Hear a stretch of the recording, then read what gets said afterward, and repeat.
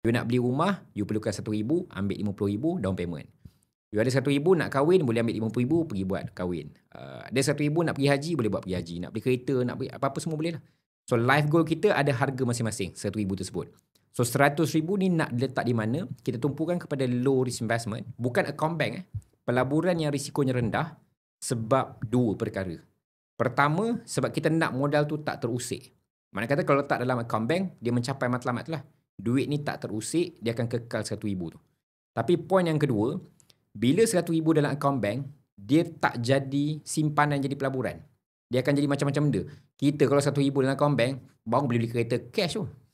So, bila kita letakkan dalam low risk investment, kita punya semangat untuk melihat dividen masuk setiap tahun, menjadikan kita tak nak guna juga duit tu.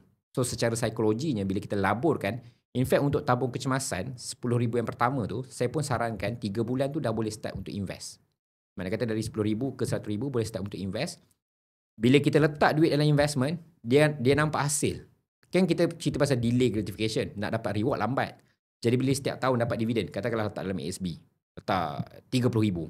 Hujung tahun dapat RM1,500. So dia ada sikit rasa macam, dapat RM1,500 So kalau aku sambung lagi ni, tahun depan dapat RM2,000 dah. So benda tu pun akan